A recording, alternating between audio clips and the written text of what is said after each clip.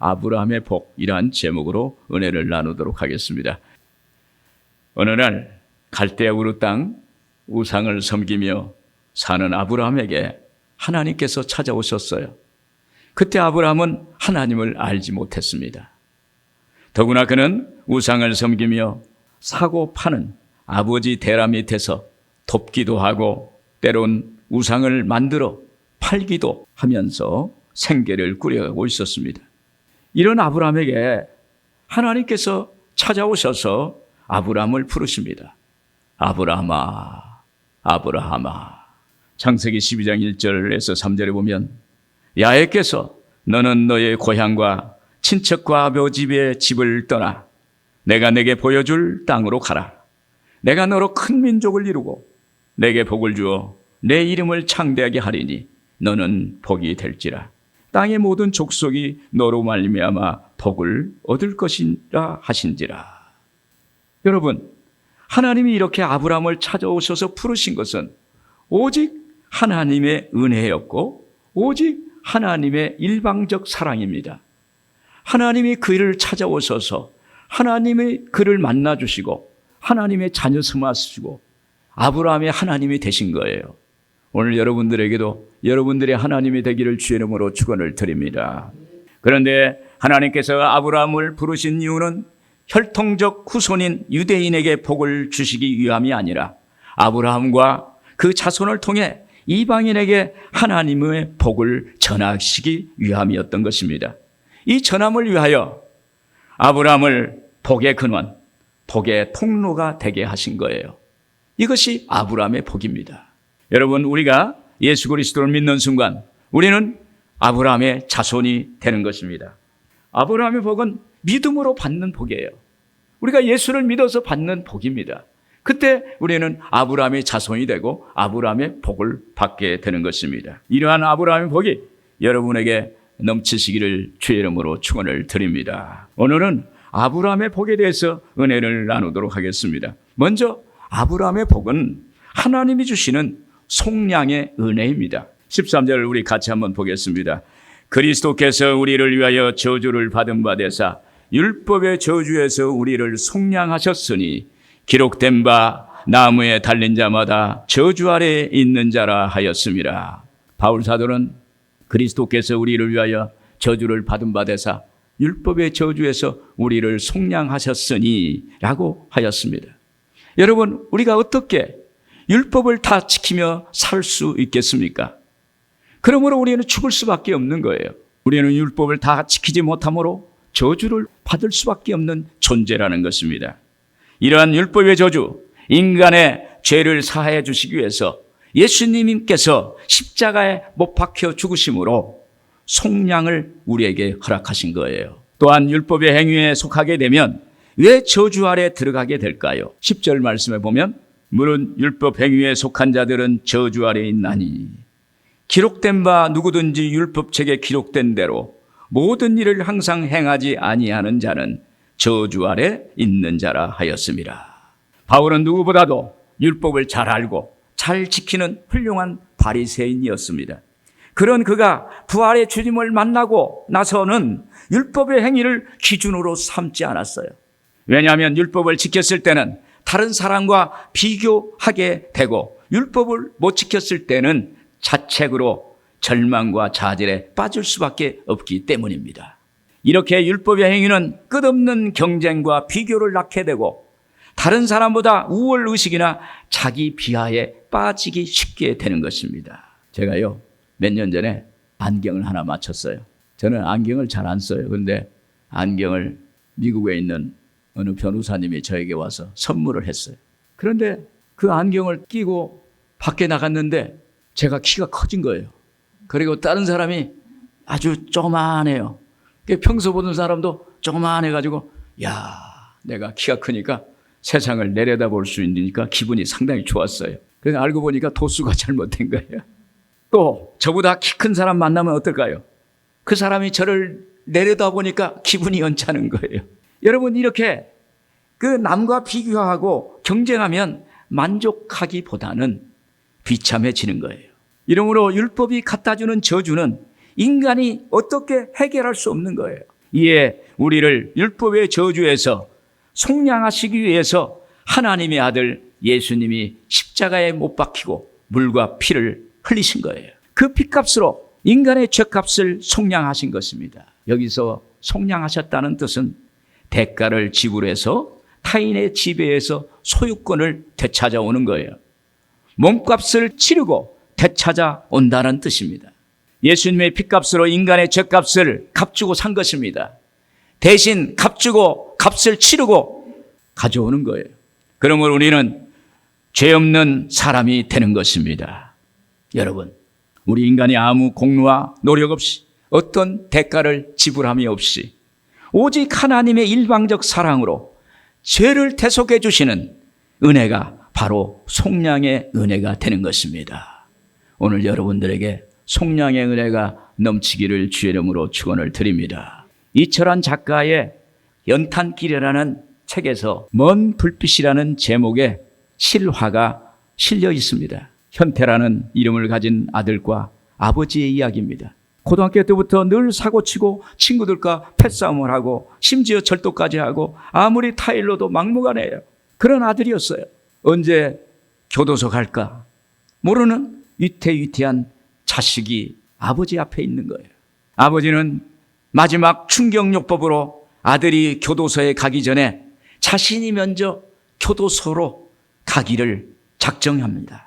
그래야 우리 아들이 교도소에 안 오겠지. 이런 생각에서 어느 날 귀금속 가게에 들어가 마음에도 없는데 훔치는 척하다가 붙잡혀서 교도소에 가서 있는데 아내와 아들이 면회를 온 것입니다. 그때 그 아버지가 아들에게 이렇게 말합니다.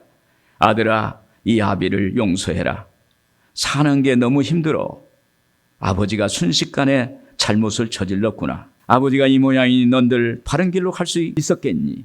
그러나 한 가지 부탁이 있다. 너는 꿈에라도 이런 곳을 기웃거려서는 안 된다. 교도소는 인간을 처참하게 만드는 곳이란다. 그런데 아버지를 함께 면회하고 나오는 어머니는 아들 현태를 붙잡고 통곡하면서 폭탄선을 하는 거예요. 현태야, 할 말 있다. 내 아버지 도둑질 같은 거 하지 않았어. 정말이다. 이 엄마가 내 아버지를 잘 안다. 내 아버지는 절대 그런 일을 하실 분이 아니다. 너 때문에 일부러 그러신 거야. 교도소가 사람이 있을 곳이 아니라는 것을 너에게 보여주시려고. 생태 같은 놈. 거기서 내 젊은 시절을 다 보낼까 봐서 내가 갈 그곳에 미리 가셔서 네가 오는 곳을 막아보시려고 하면서 어머니가 엉엉 우는 거예요. 그 현태는 충격을 받았습니다. 이 아버지의 희생으로 아들 현태는 이날부터 마음먹고 다시 태어나서 새 인생을 살아가게 됩니다. 못 또한 학업을 시작하고 새 인생을 걷습니다. 작가는 이 이야기의 끝을 이런 말로 마무리합니다. 아버지는 아들을 위해 스스로 어둠이 되었다. 빛을 거부했던 아들이 어둠 속으로 들어와 끝내는 그르치고야 말 그의 인생 앞에 불빛 하나를 밝혀주었다. 어두운 밤바다 같은 인생에서 표류할 때마다 두고 바라볼 먼 불빛. 아버지, 아버지. 작가는 이 이야기를 읽으면서 한 분의 아버지, 또 한 분의 아버지, 하나님 아버지가 생각났다고 했어요. 여러분, 우리는 스스로 우리의 죄값을 치를 수 없는데 하나님 하나밖에 없는 그 독생자 예수 그리스도의 피값으로 우리의 죄값을 주고 사셨던 것입니다. 이것이 아브라함의 복이에요. 이것이 하나님의 속량의 은혜가 되는 것입니다. 여러분, 이 속량의 은혜가 강물처럼 흘러넘쳐서 우리의 죄 뒤에서 웅크리고 있는 죄의식이 물러가고 온갖 질병이 물러가고 어려움 섬도 물러가는 그러한 은혜가 있기를 바랍니다. 인간의 죄값을 예수님의 피값으로 속량하신 그 아브라함의 하나님, 아브라함에게 주신 그 복, 아브라함의 복이 여러분들에게 있기를 주의 이름으로 축원을 드립니다. 다음은 아브라함의 복은 무엇일까요? 믿는 모든 이방인에게까지 주시는 복입니다. 14절 우리 같이 보겠습니다. 이는 그리스도 예수 안에서 아브라함의 복이 이방인에게 미치게 하고, 아브라함은 자신을 통해서 온 열방이 하나님께 돌아올 것을 믿음으로 믿음의 조상이 된 거예요. 그러므로 이제 우리가 예수 그리스도 안에서 믿기만 하면 그의 혈통이나 출신이나 성별이나 소유에 많고 적음에 관계없이 누구든지 아브라함의 자손이요 하나님의 자녀가 되는 것입니다. 갈라디아서 3장 29절에 너희가 그리스도의 것이면 곧 아브라함의 자손이요 약속대로 유업을 이을 자니라. 할렐루야. 오늘 하나님의 복을 받은 자가 된다는 것입니다. 그러면 아브라함의 유업은 무엇일까요? 아브라함의 복은 무엇일까요? 창세기 12장 다시 한번 보시면 창세기 12장 1절 야훼께서 아브라함에게 이르시되 너는 너의 고향과 친척과 아버지의 집을 떠나 내가 내게 보여줄 땅으로 가라. 내가 너로 큰 민족을 이루고 내게 복을 주어 내 이름을 창대하게 하리니 너는 복이 될지라. 너를 축복하는 자에게는 내가 복을 내리고 너를 저주하는 자에게는 내가 저주하리니 땅의 모든 족속이 너로 말미암아 복을 얻을 것이라 하신지라. 할렐루야. 하나님이 아브라함에게 너는 복이 될지라 그랬어요. 다른 성경에 보면 복이 근원이 될지라, 복의 통로가 되려라, 이 말씀이에요. 이것이 아브라함의 복이 되는 줄로 믿습니다. 아브라함의 복, 아브라함의 유업이란 하나님의 택하심을 받는 복이 말합니다. 하나님께서 아브라함을 부르시고 그를 믿음의 조상이 되게 하신 것은 오늘 이 시대에 사는 우리를 택하셔서 아브라함의 복을 주시려고 그를 택하신 거예요. 할렐루야. 오늘 우리도 아브라함의 복을 주신 줄로 믿습니다. 여러분이 예수 그리스도를 구주로 모시고 그리스도 안에서 성령으로 말미암아 하나님을 아바 아버지라고 부를 수 있게 된 것은 저와 여러분이 잘났거나 율법을 잘 지켰기 때문이 아니라 하나님께서 일방적으로 저와 여러분을 택해서 부르셨기 때문이에요. 여러분, 아브라함이 하나님의 부름을 받은 것처럼 저와 여러분도 하나님의 부름을 받아 예수 그리스도 안에 들어오게 됨을 통해서 아브라함의 복이 여러분들에게 임하게 된 줄로 믿습니다. 또 아브라함의 유업에는 장수와 건강의 복이 있어요. 성경에 보면 아브라함의 향년이 175세라 그가 수가 높고 나이가 많아 기운이 지나여 죽어 자기 열조에게 돌아가매. 아브라함은 75세 때 고향 본토를 떠났던 사람이에요. 그런데 175살까지 살았어요. 그 후에 100년을 더 살았어요. 하나님 믿고 예수 믿으면 이런 장수의 복을 받습니다. 건강의 복을 받습니다. 예전에 조용기 목사님의 간증을 들은 적이 있어요. 조용기 목사님께서 호주 시드니 성에 가셔서 그곳에 있는 목사님들을 만났어요. 그리고 목사님들의 근황을 이야기하다가 시드니에서 목회하는 유명한 목사님이 병이 들었다는 얘기를 들었어요.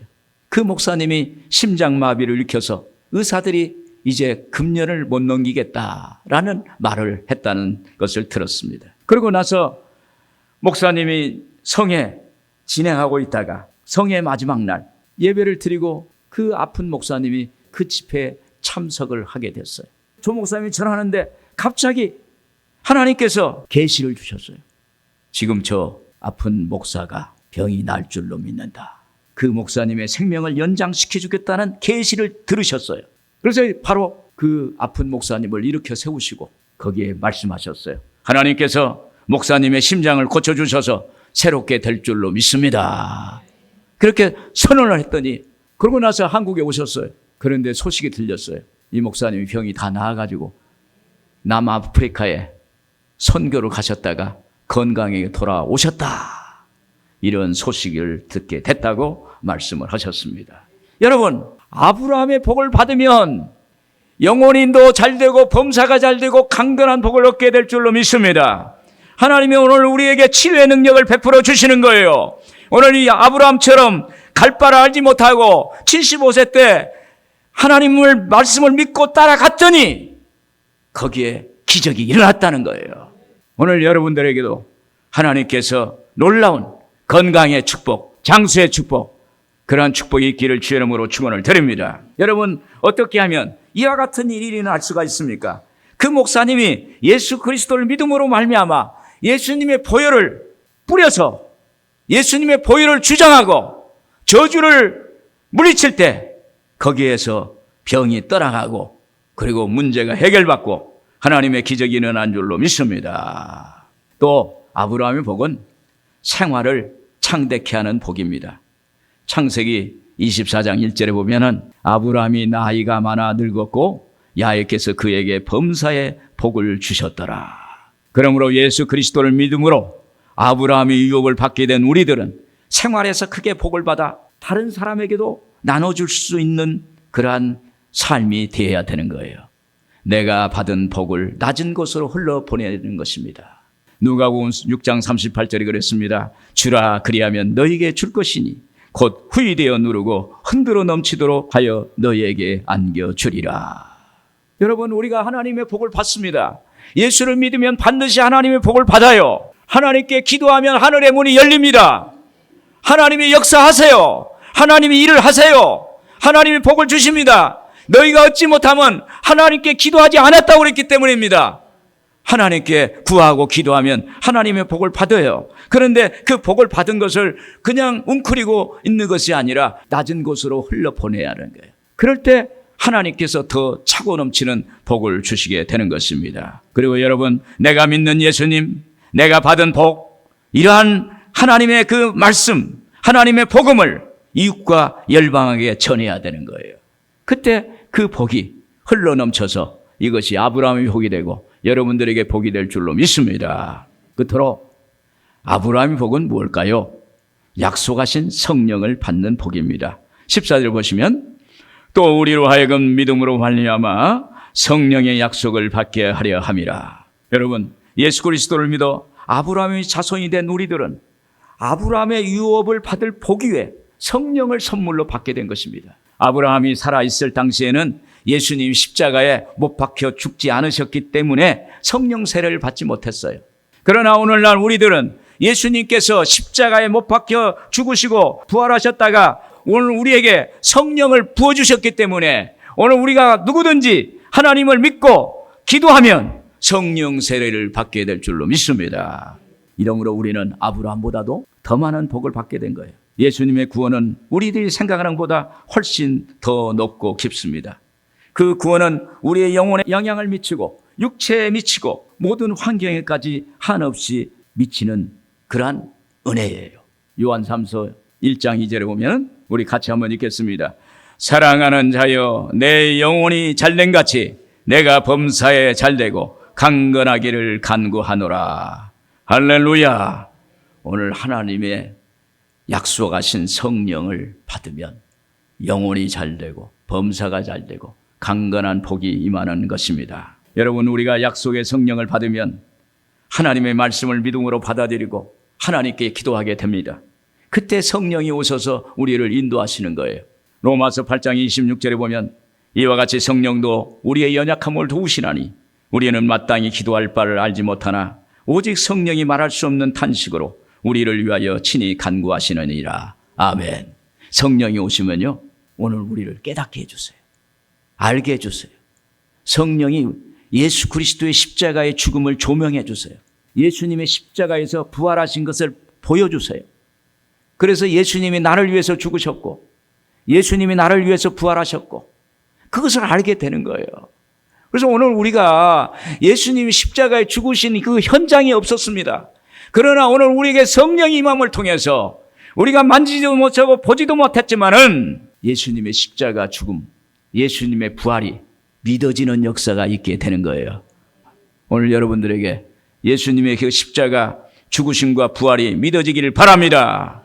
또 예수 그리스도의 죽으심과 부활로 성취된 성령의 약속은 구약에 예언된 것이었어요. 요엘서 2장 28절에 보면 그 후에 내가 내 영을 만민에게 부어주리니 너희 자녀들이 장래 일을 말할 것이며 너희 늙은이는 꿈을 꾸며 너희 젊은이는 이상을 볼 것이며 구약에 예언을 했어요. 그 예언이 신약에 와서 사도행전 2장에 나타나게 되는 것입니다. 공생의 기간에도 예수님은 성령을 약속하셨어요. 요한복음 14장 16절에 우리 같이 보겠습니다. 내가 아버지께 구하겠으니 그가 또 다른 보혜사를 너에게 주사 영원토록 너희와 함께 있게 하리니. 또 다른 보혜사 성령을 우리에게 주신다는 거예요. 보내주시겠다는 거예요. 이 보혜사는 하나님의 영이고 예수의 영이에요. 오늘 이 땅에는 예수님이 안 계세요. 저 천국 하나님 보좌 우편에 앉아 계시는 거예요. 지금 이 시간에 이때 우리에게 오신 것은 성령이십니다. 그 성령이 우리와 함께 하시고 우리가 간구하는 것을 대신 간구해 주시고 우리가 깨닫지 못하는 것을 깨닫게 하시고 알게 하시는 그러한 역사를 행해 주시는 것입니다. 그럴 때 우리는 이 성령을 하나님께서 예수님께서 부활 승천하실 때 약속을 했어요. 사도행전 1장 4절에 보면 사도와 같이 모이사 그들에게 분부하여 이르시되 예루살렘을 떠나지 말고 내게 들은 바 아버지 약속하신 것을 기다리라. 너희는 몇 날이 못되어 성령으로 침례를 받으리라. 할렐루야. 이 약속의 성령, 이 성령의 약속은 약속의 말씀을 믿고 기대하며 기도할 때 오순절날 성령이 임했어요. 급하고 강한 바람같이 불의 혀같이 그들의 앉은 집에 가득하고 불의 혀가 각 사람 머리에 임해 있고 방언이 각 사람 120문도 입에서 흘러나오는 역사가 나타나게 된 것입니다. 그래서 구약의 요엘 선지자의 예언과 예수님의 약속하신 성령이 오신 거예요. 그래서 거기에 성령이 오시자 초대교회가 임했어요.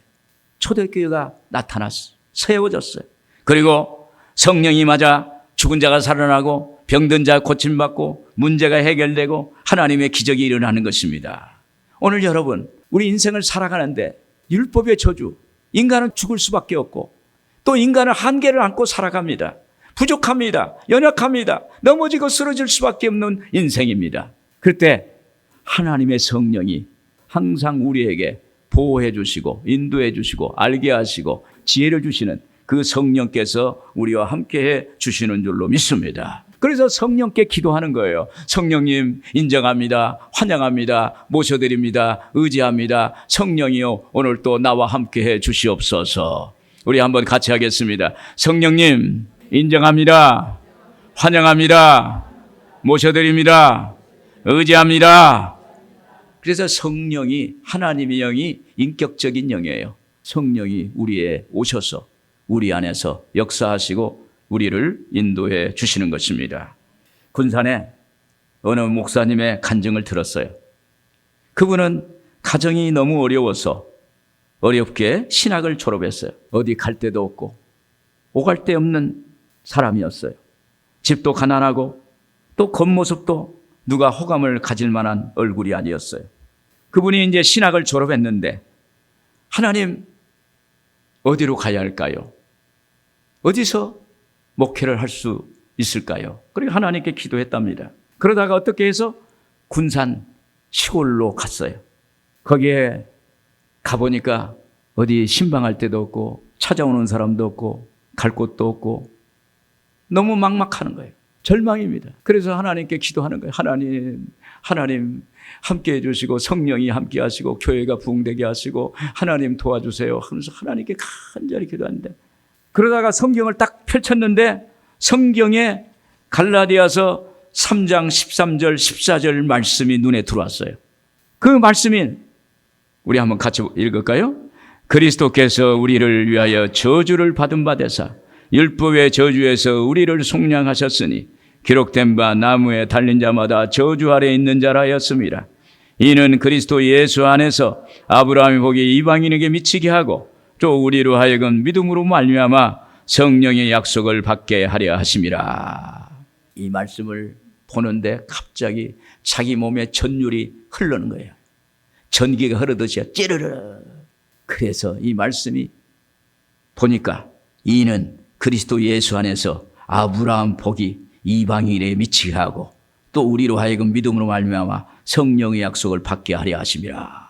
이 말씀이 들어와서 아브라함이 복이 본다. 그래서 하나님께 이 말씀을 묵상하고 암송하고 수백 번, 수천 번, 수만 번을 그리스도께서 우리를 위하여 저주를 받은 바 되사 율법의 저주에서 우리를 속량하시 기록된 바 나무에 달린 자마다 저주 아래 계속 암송을 하니까 그 말씀이 자기 안에서 말씀이 역사하는 거예요. 여러분 하나님의 말씀은 영이요 생명이라고 했어요. 말씀을 자꾸 암송하면요 성령의 역사가 나타나요. 히브리서 4장 12절에 하나님의 말씀은 살았고 운동력이 있어 좌우양날 가진 검이 되어 우리 혼과 양과 관절과 골수를 찔러 짜긴다고 그랬어요. 막 성령이 막. 그런데 10년 만에 그곳에 중형교회가 됐어요. 그리고 30년이 되니까 군산에서 3,000명 성도가 됐어요. 할렐루야. 그 지역에 영향력 있는 교회가 됐어요. 그 지역에 영향력 있는 목사님이 되셨어요. 그리스도께서 우리를 위하여 저주를 받은 바되사 율법의 저주에서 우리를 속량하셨으니 이는 그리스도 예수 안에서 아브라함의 복이 이방인에게 미치게 하고 아브라함이 그 지역이 아브라함이 돼버렸어요. 저는 그분 직접 간증을 제가 들었어요. 여러분, 오늘 여러분도 아브라함의 복을 받아서 아브라함처럼 될 줄로 믿습니다. 여러분, 하나님 말씀은 영이요 생명입니다. 하나님 말씀을 암송하고 묵상하면 성령이 역사하는 거예요. 성령이 역사하면 성령이 우리를 도와주세요. 성령이 조명합니다. 성령이 알게 합니다. 성령이 깨닫게 합니다. 예수님의 핏값으로 내 죄값을 속량하셨구나. 나는 의인이구나. 나는 아브라함의 자손이다. 나는 하나님의 자녀다. 이 정체성이 확실해야 되는 거예요. 누가 뭐래도 나는 아브라함의 자손이야. 누가 뭐래도 나는 하나님의 자녀야. 누가 뭐래도 예수님의 핏값으로 산 하나님의 상속자야 라는 확신을 갖기를 바랍니다. 그래서 오늘 여러분 아브라함의 복을 항상 생각하시고 아브라함의 복을 많이 받는 여러분들 되기를 주의 이름으로 축원을 드립니다.